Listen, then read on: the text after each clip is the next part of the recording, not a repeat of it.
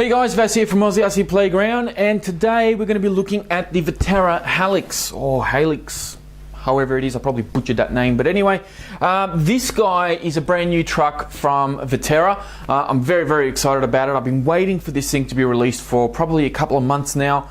Believe it or not, I actually ended up having to go to eBay to get it because Tower Hobbies don't stock them.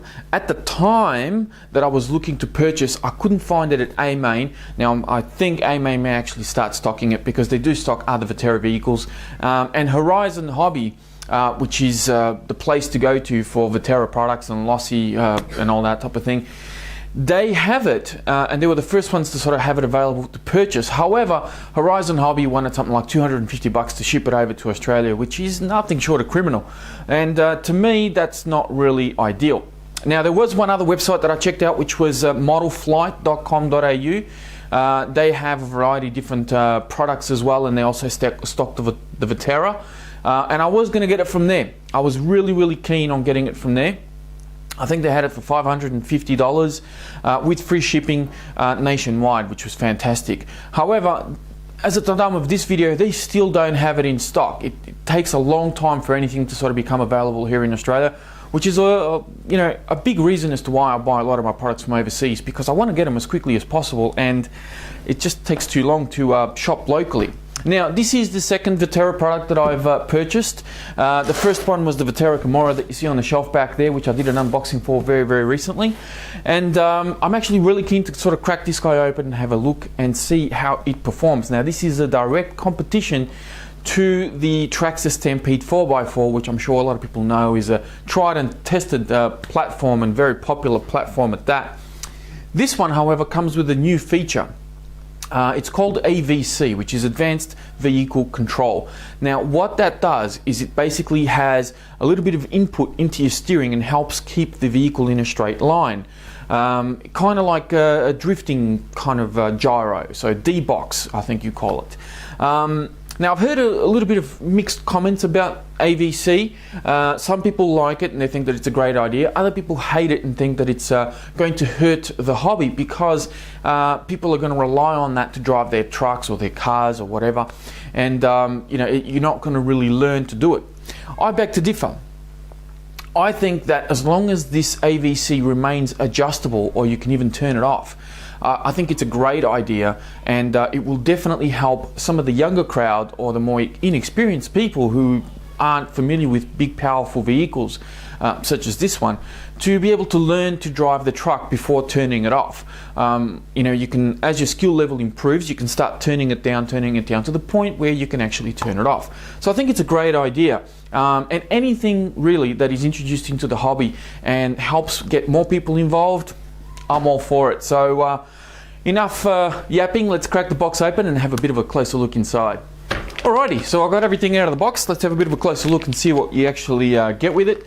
Bag of goodies, you got batteries in here, you got some spare tools, spaces for your shocks, Allen keys, there's a couple of servo horns I saw in there as well. I saw a couple of spare pistons for your shocks as well, which is interesting. So yeah, pretty well equipped little package. The manual, I know it's a bit boring, but I've got to say this is one of the nicer looking manuals out there with some of the ready to run cars I've done, I've purchased recently.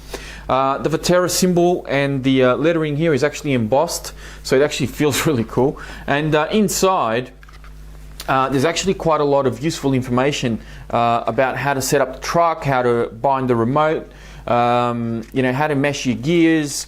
It's actually really well laid out, and it is thick, but that's because it's written in a few different languages. And then I believe at the back here they've actually got some assembly diagrams as well, so you can see how the whole thing gets put together. And I think Viterra have done a fantastic job with the manual, and I'd advise anybody that buys a Viterra product to make sure you hang on to it, keep it in a safe place in case you need to order some new parts or do some maintenance on the truck. The remote itself is a Spektrum DX2E. Now, this particular model has a little knob just here, and this guy is what is going to adjust your AVC steering sensitivity on the truck. So turning it up will obviously bring it up to full, turning it down, will basically turn it off. The remote is very similar to the one that I got with the Camorra. However, I find that the remote that came with the Camorra is a lot better than this one. I actually feel that Viterra kind of chipped out a little bit. Just me. That one looks a lot more professional. It has a lot more adjustments, a lot more trimmings. This one's a little bit more basic. You've only got your reverse trimmings up the top here, so reverse channels for the steering and the throttle. You got steering trim and throttle trim down here, and that's pretty much it. An on and off switch, runs on 4 AA's, and then you've got the little adjustment here for your AVC. So pretty straightforward.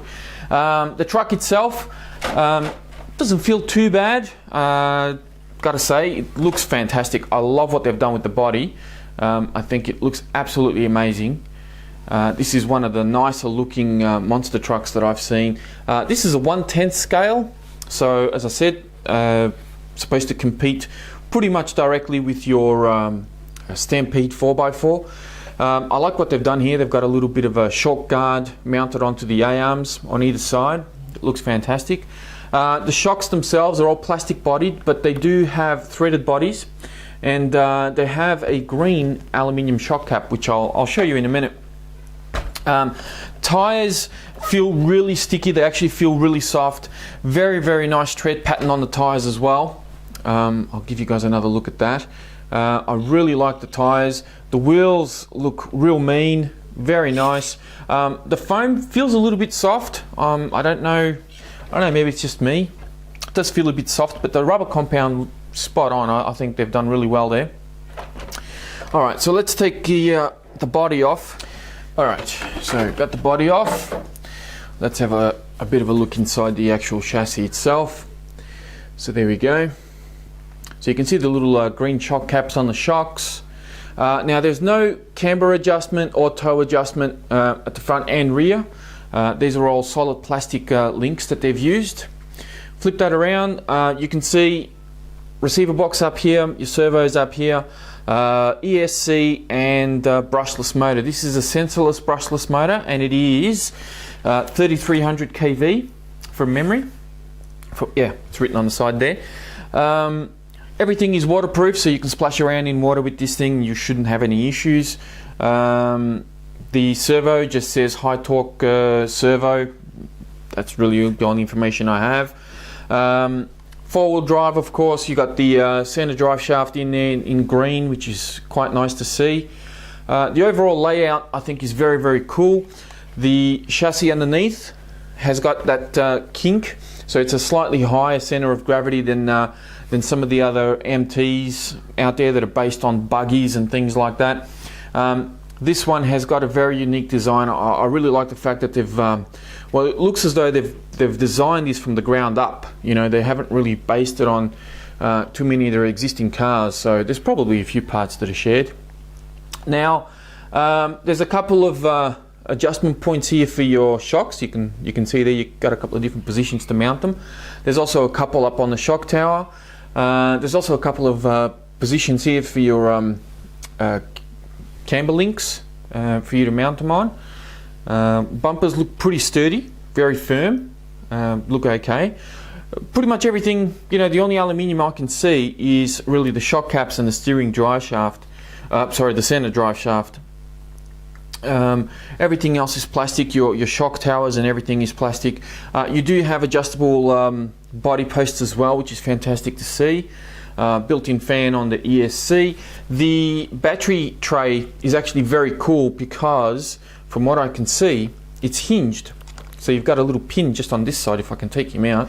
So that's actually hinged like so. So you can see they're very easy to access. And it's actually got a couple of different mounting positions on the hinge side. So I'll try and bring that in nice and close, and maybe you guys can have a bit of a look at it. So there's actually a couple of different positions there. So depending on the battery thickness, you can actually hinge that down a little bit lower. A little bit of a foam spacer in here, which is good.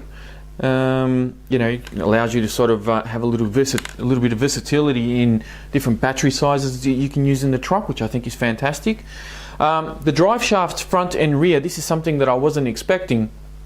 drive shafts front and rear are actually plastic, and they use a very similar design to that of what you see on the Traxxas vehicles, so your E-Max, your Stampede, all of those type of vehicles. So I don't know, maybe they'll be okay, maybe they won't. We'll see how it all sort of holds up as I put it through its paces.